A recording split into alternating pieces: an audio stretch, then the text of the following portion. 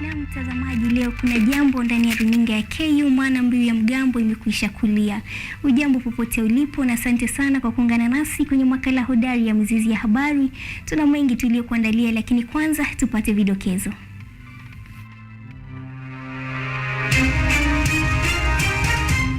Raila asema maandamano ni ya mageuzi, akimkashifu balozi wa Marekani Kenya kwa madai ya kuegemea upande wa serikali.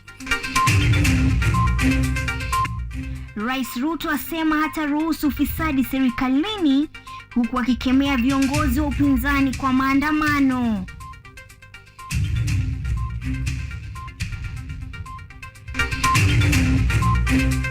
Mandago nje kwa dhamana. Mahakama yashindwa kusikiliza kesi pasipo mshtakiwa mmoja Joseph Maritim.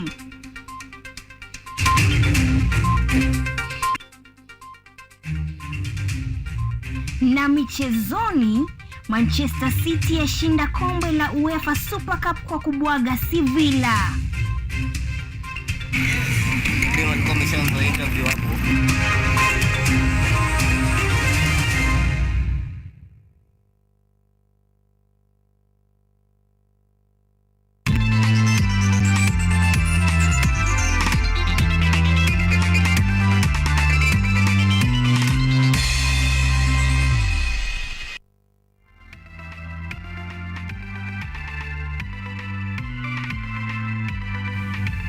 Na basi Sami Okello ndiye mtangazaji wetu wa lugha ishara, na minafahamika kwa jina la Chari.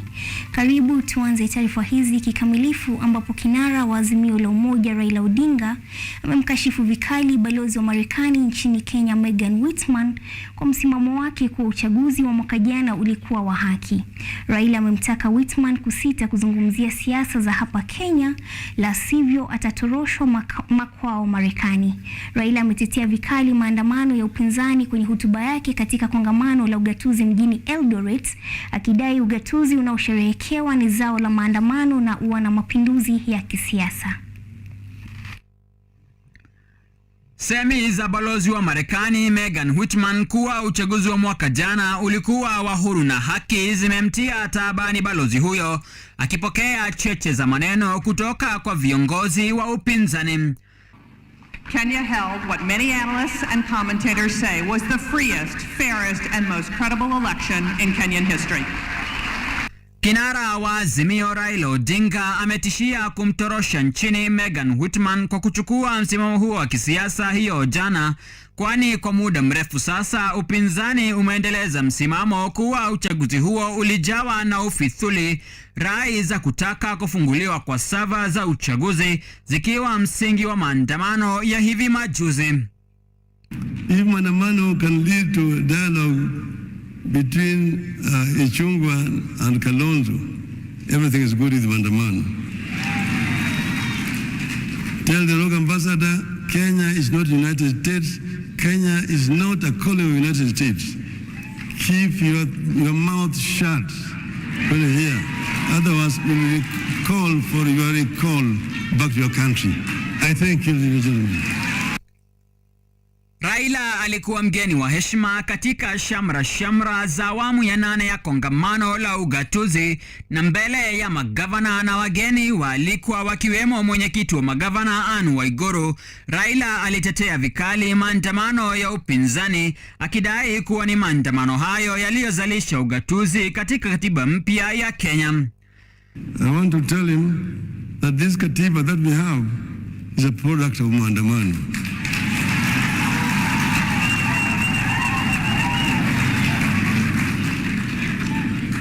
And I also want to remind that if maandamano can help families whose children were cheated or money being taken to Finland, there's nothing wrong with maandamano. Akizungumza katika kongamano hilo, Raila aliwataka magavana kutochukua mkondo wa serikali kuu wa kuongeza mzigo wa kodi kwa Wakenya, akiwataka kubuni mbinu mwafaka usiowadhulumu wa Kenya jinsi wanavyodhulumiwa na serikali ya Kenya Kwanza. In times like this, county government may be tempted to do what the national government is doing. which is to increase charges for services they provide to generate more revenue. Hata katika pilka za mazungumzo na Kenya Kwanza, upande wa upinzani bado haujafuta machozi na kufunga ukurasa wa uchaguzi wa mwaka jana, hali hii ikidhihirishwa na hotuba ya Raila Odinga hii leo. Muneneweru, runinga ya KU. Rais William Ruto ametoa onyo kali kwa wanaojihusisha na ufisadi, huku akiahidi kuweka juhudi katika kulinda rasilimali ya umma na kuhakikisha matumizi bora ya kodi wanazotozwa wananchi. Rais Ruto alizungumza leo katika kanisa la Kianglikana la St James Cathedral, kaunti ya Kiambu, katika hafla ya kuchangisha fedha za ujenzi wa kanisa hilo. Visa vya ufisadi vimeendelea kuripotiwa nchini baada ya sakata ya fedha kushuhudiwa katika kaunti ya Uasin Gishu baada ya gavana wa kaunti hiyo kushtakiwa na tuhuma ya kutumia pesa za kufadhili masomo ya kigeni kwa wanafunzi wa kaunti hiyo. Rais William Ruto akizungumza katika kanisa la Kianglikana la St James Cathedral kaunti ya Kiambu ametoa ilani kwa viongozi wanaoshiriki katika ubadhirifu wa mali ya umma kuwa watachukuliwa hatua kali.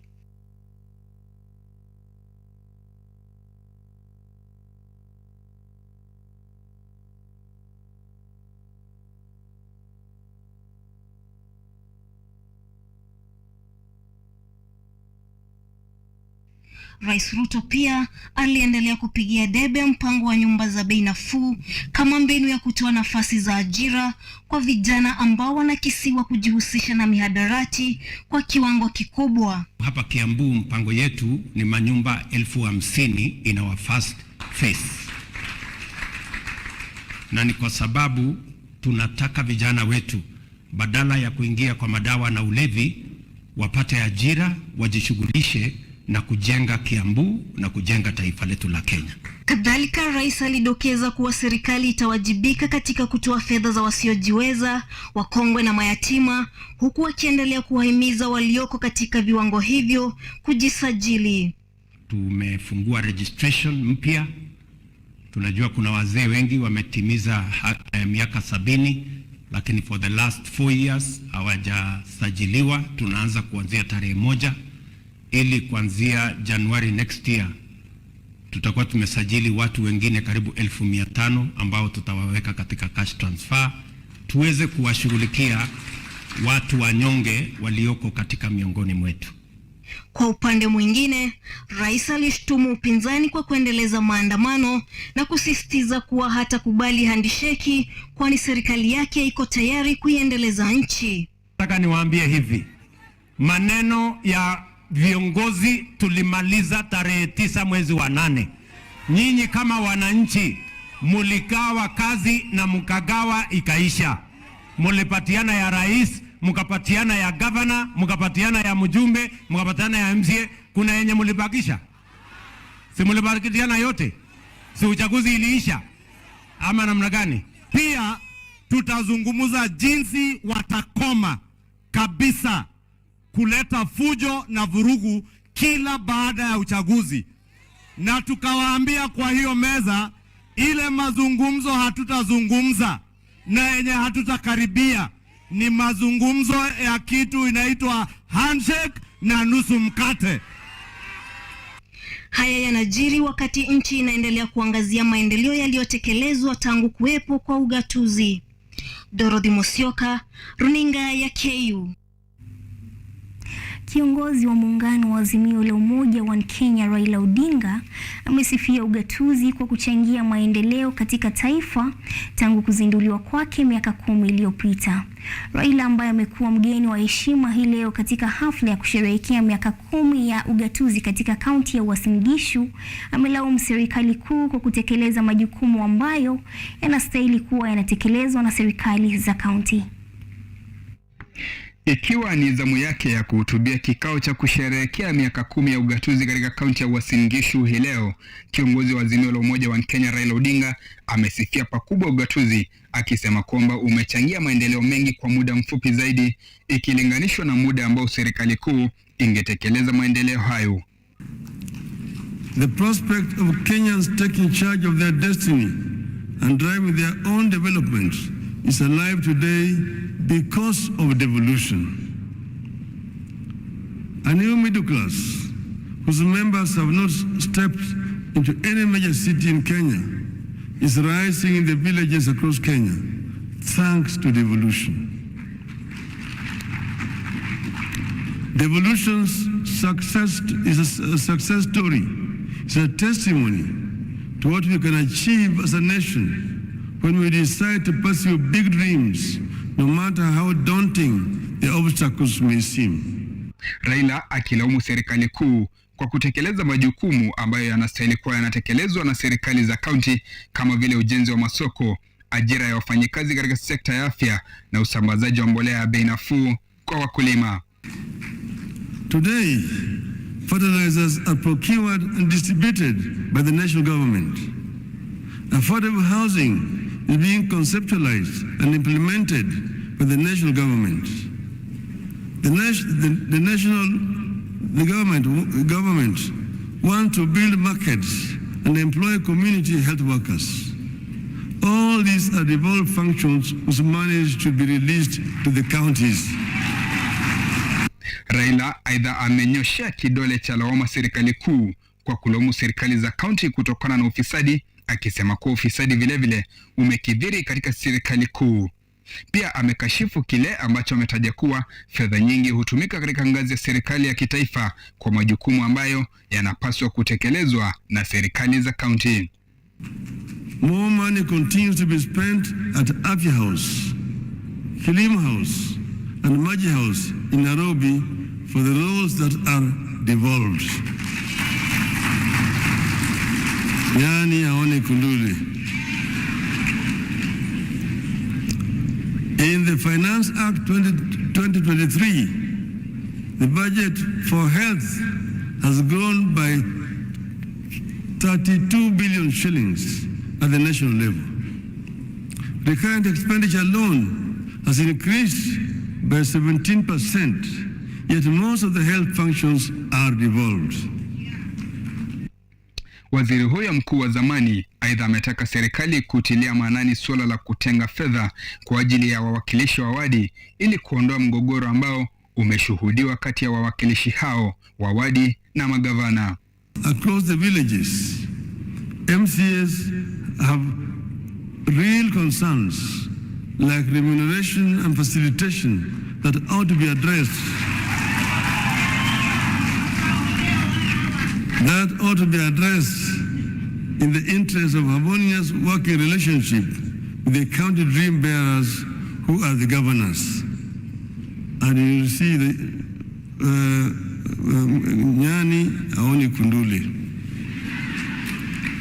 Ikiwa ni siku ya 3 ya kongamano la ugatuzi jijini Eldoret, kaunti ya Uasin Gishu, Raila amewapongeza magavana kwa kutekeleza majukumu yao ipasavyo licha ya tofauti za kisiasa kati ya serikali na upinzani, akiwataka kuboresha maisha ya familia na jamii katika kaunti zao ili kuwezesha upatikanaji wa ushuru kwa njia rahisi.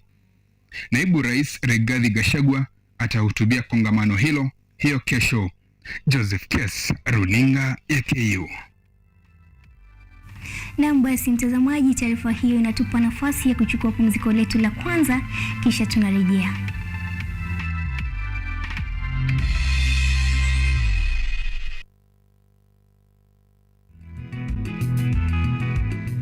Kutoka kuwa jamii ya kuhamahama na sasa kujumuisha kilimo katika mitindo yao ya maisha. Kwenye toleo la kaunti ya Narok, hii ni Boresha Kilimo, kwani afya bora ni kilimo bora. Kwani kilimo ndicho huboresha maisha. Wapenzi watazamaji, karibuni tena katika kipindi chetu hiki cha Amana ya Kiislamu. Ndani ya chaneli yetu tunaienzi na kuipenda Kutv. Mada ambayo kwamba tunatamba nayo leo hii ni kuelezea ni namna gani mwanadamu lazima atambue katika kuyafanya mambo yake na kumtambua Mwenyezi Mungu Azza wa Jalla kwa kuyatamka maneno mazuri.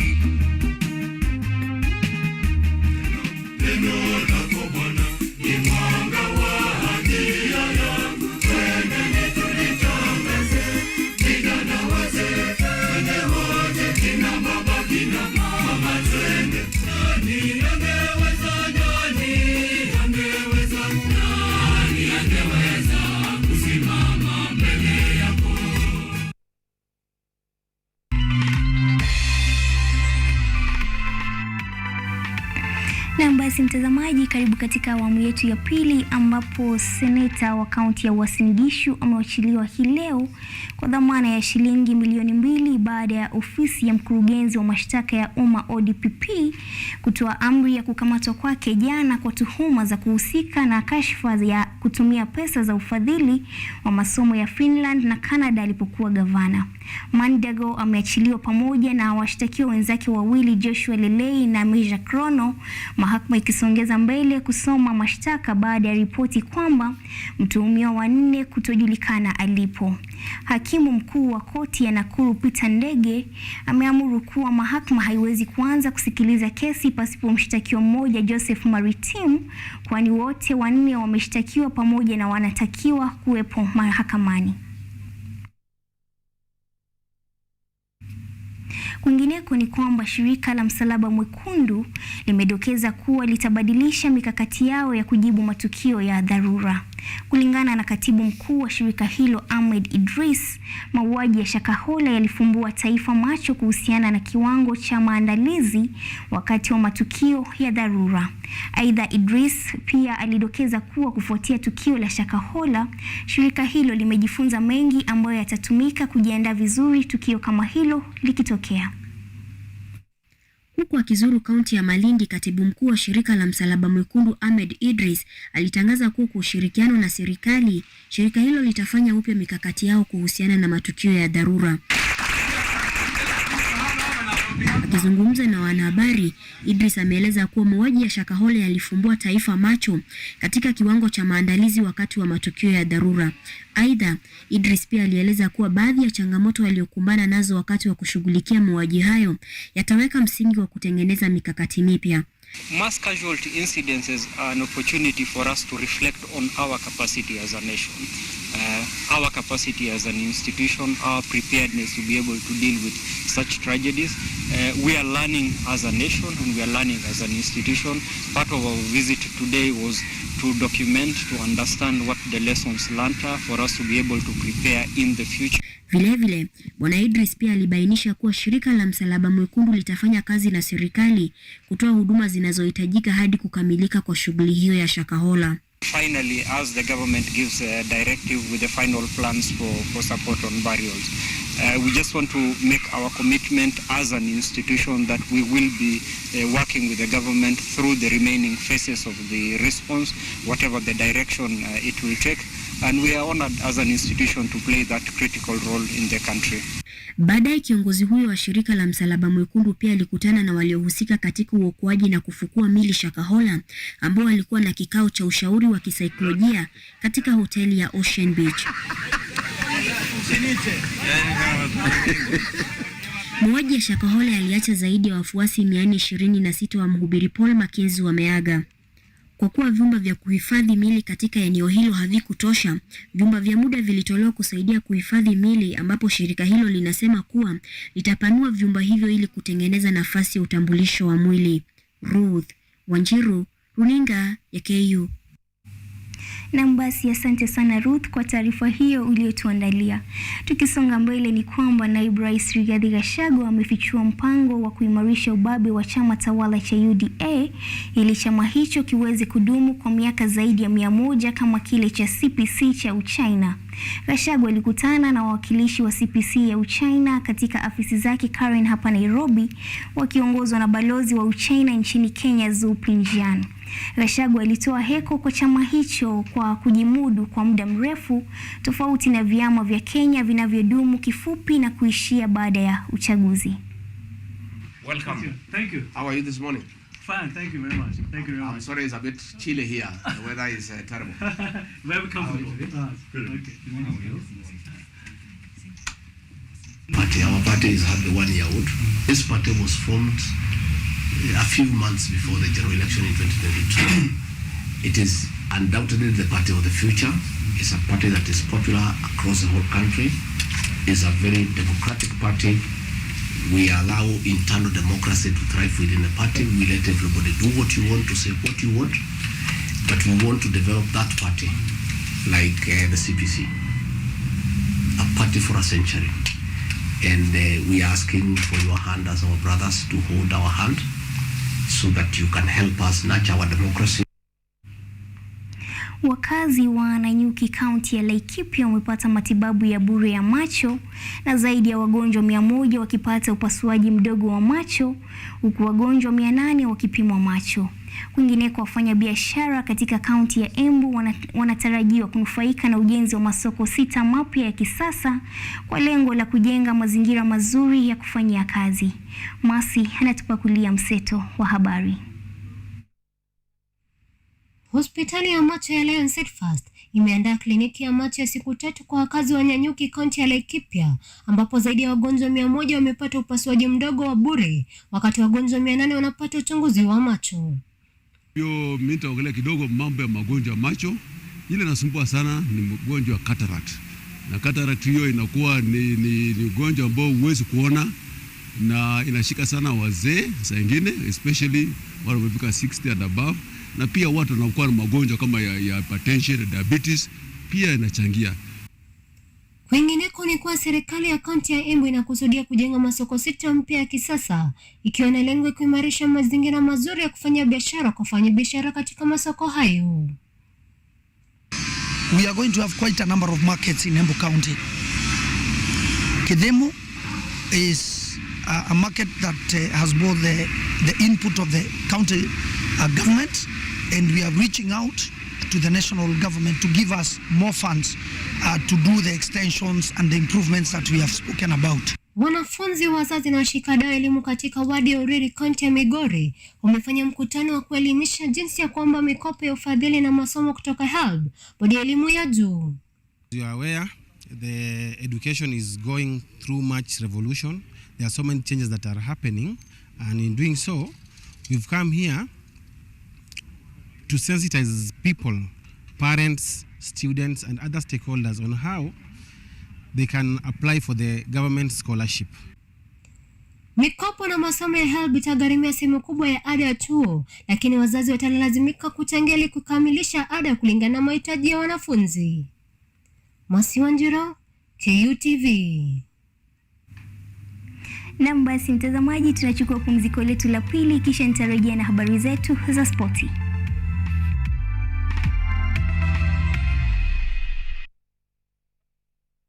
This and that you study. If you're not in class, you're in the field. Najua students napenda kulala.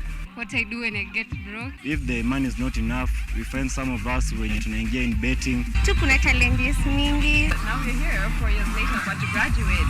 What do I say?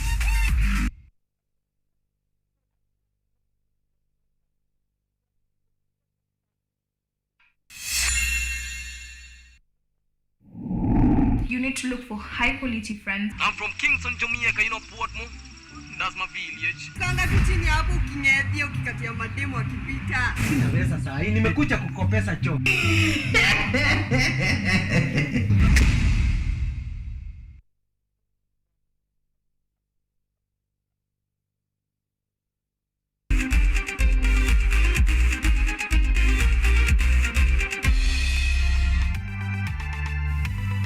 Na basi mtazamaji, karibu katika taarifa zetu za spoti, ambapo mabingwa wa kombe la ligi ya klabu bingwa Ulaya Manchester City waliwapiku mabingwa wa kombe la ligi ya Europa Sevilla mabao 5-4 kupitia mikwaju ya penalti kwenye mchuano wa fainali ya kombe la UEFA Super Cup uliochezwa jijini Athens, Ugiriki. Sevilla walipata bao kwenye kipindi cha kwanza kupitia mchezaji wao Yusuf Ensiri kabla ya Man City kukomboa bao kwenye kipindi cha pili kupitia mchezaji Cole Palmer. Mechi hiyo ilikamilika sare na kuelekea kwenye mikwaju ya penalti ambapo City walifunga penalti 5 na kutoa ubingwa wa kombe la UEFA Super Cup kwa mara ya kwanza kwa historia yao.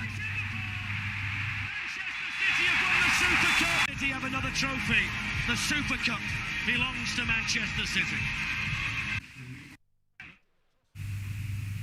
Chris Shaw alishinda mashindano ya gofu ya Kenya Junior Stroke Play katika klabu ya gofu ya Mthaiga kwa tofauti ya alama 1 baada ya raundi 4, huku akimshinda Mikael Kihara aliyeshika nafasi ya pili na Ewan Van Nikir aliyeshika nafasi ya 3. Shaw alisema kuwa alifanya makosa mfululizo na kuwapa nafasi Kihara na Ewan ambao ni wachezaji wazuri fursa ya kufunga pengo katika alama alizokuwa nazo, huku Kihara akikubali kuwa alianza vibaya katika raundi ya kwanza. Alama za mwisho zilionyesha kwamba Chris Shaw alikuwa na alama 21, Mikael Kihara alipata alama 20 na Ewan Van alikuwa na alama 19. Mikael guys, they're good players, so they'll capitalize, and then they came, and then yeah, I just had to keep my head down. After hole 14, hole 15, I came back, so after that it was fine, but it should have been much easier than I made it. I actually missed it left, saved par, and then brought it back to level. But after that, with a triple, double, and then bogey, I think he basically had gone with it, but I said it's not over till it's over, so just kept it going and saying that 6 is not a lot of shots.